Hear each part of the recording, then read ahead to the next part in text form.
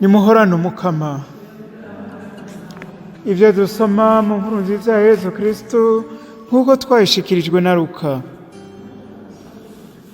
Mariya aca ashemeza umukama avuga ati, umutima wanje uraninahaza umukama, umushaha wanje wahimbawe n'Imana y'umukiza wanje, kuko yibutse umuntu wiwe muto muto, kuva ubu abantu bose bazonyita muhirwe, kuko ubwira vyose yangiriye ibitangaza, izina ryiwe ni ryeranda.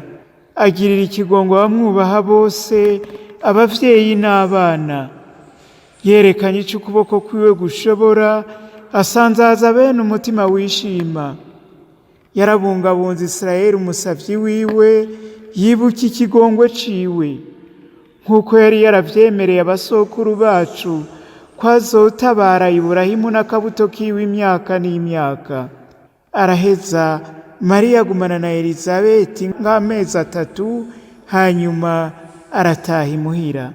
Nitwakire kandi dushimagizire ijambo ry'Imana. La lecture d'aujourd'hui continue celle d'hier, mais avec une première lecture qui met en correspondance l'attitude d'Anne, Anne, la mère de Samuel, qui va se refléter dans la Vierge Marie. D'ailleurs, s'il s'agissait de chercher l'origine du Magnificat, on serait tenté de dire, mais Marie, ton Magnificat là, est-ce que tu ne recopies pas Anne? Non, il ne s'agit pas de recopier. Il s'agit de cette logique dans laquelle l'incarnation nous situe, et c'est cette clé que je voudrais proposer dans cette méditation.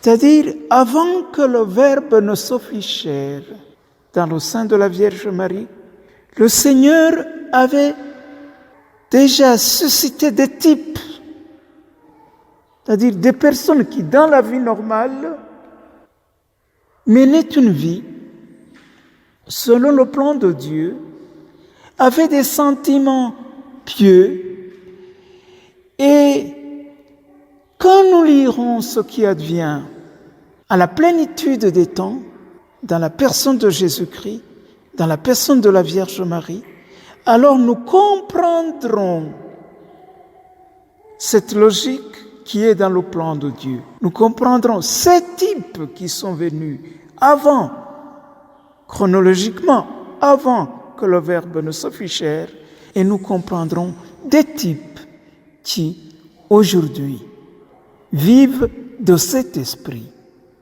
Ça va être un peu plus clair, parce que maintenant il vous semble que c'est une phrase que j'énonce. Non, c'est une vie dont je parle.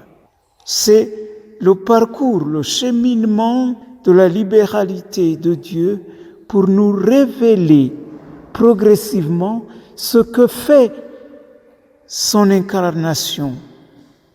Avant, je disais, chronologiquement, avant la Vierge Marie, une des femmes types, parce que on a toute une suite de femmes.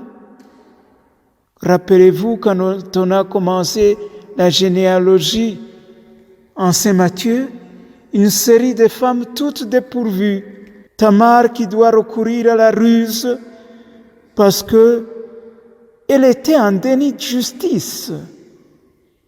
Le 3e fils de Juda ne voulait pas la prendre parce que les 2 premiers étaient morts. Elle va recourir à une astuce pour au moins coucher avec son beau-père et avoir un enfant. Elle doit se faire passer pour une prostituée. Et son beau-père, quand on lui dit, voilà, Tamar est enceinte, il dit, elle mérite d'être brûlée vive. Mais Tamar alors dit, mais regarde, à qui appartiennent ces choses? Et pauvre Judas doit dire, tu as été juste, moi je suis injuste. Donc, il y a toute cette série de femmes dépourvues, toutes dépourvues, qui sont des types de la pauvre de Yahweh, de celle qui attend tout du Seigneur. Et dans cette série de femmes aujourd'hui, c'est Anne, la maman de Samuel, qui nous est présentée. Celle qui était devenue la risée parce que elle ne mettait pas au monde. Celle qui était venue au temple pour pleurer sa situation devant le Seigneur et à qui le prophète Élie avait dit, le prêtre, avait dit, mais va cuver ton vin. Elle dit, non, je ne suis pas ivre. Je pleure mon mal devant le Seigneur. Ces femmes dépourvues. Alors, le Seigneur lui a fait cette grâce de mettre au monde Samuel. Et elle revient pour rendre grâce. Elle revient à Silo, au temple. Et elle est venue avec l'offrande d'action de grâce. Et elle dit à Élie, Seigneur, tu vois, je te demande la parole. Voilà ce que j'avais promis au Seigneur. S'il me donnait ce que je demandais l'autre fois, et il m'a accordé cela. Et je présente le fruit de sa libéralité au Seigneur. Alors, ce n'est pas aujourd'hui que nous lisons qu'elle a chanté le Magnificat, mais en fait, elle a chanté le Magnificat avant qu'il n'apparaisse sur les lèvres de Marie. Donc, c'est un type suscité par le Seigneur que, quand nous lisons ce qui advient à la Vierge Marie, qui après être saluée par Élisabeth, chante le Magnificat, nous disons « Ah, mais il y avait déjà Anne dans l'Ancien Testament. Il y avait d'autres femmes qui étaient des pauvres dépourvues, mais remplies de fierté pour ce que le Seigneur a fait pour elles. » Alors, les types ne s'arrêtent pas quand ça se réalise à Marie. Pour nous, qu'est-ce que ça veut dire? Le Seigneur ne cesse de susciter des types. Alors c'est comme si le Seigneur nous disait aujourd'hui, mais la Vierge Marie aujourd'hui, c'est toi. Regarde que tu es un pauvre, tu es une pauvre. Qu'est-ce que tu n'es que tu ne doives à moi? Tourne-toi vers moi comme la Vierge Marie, comme Anne, parce que l'incarnation de mon Fils ne s'arrête pas. L'incarnation de la libéralité de Dieu dans les vies humaines ne s'arrête pas. Sinon, il y aurait une dichotomie, il y aurait les pauvres hommes perdus, alors son Fils s'est incarné, c'est fini, et nous nous débrouillons. Non, ça n'existe pas. L'incarnation de son Fils remplit nos situations, remplit nos vies. Et la Vierge Marie, aujourd'hui, représente pour nous la figure, comme en elle nous relisons et nous comprenons ce qui advint Anne, en elle lisons et comprenons ce qui nous advient dans notre vie de foi.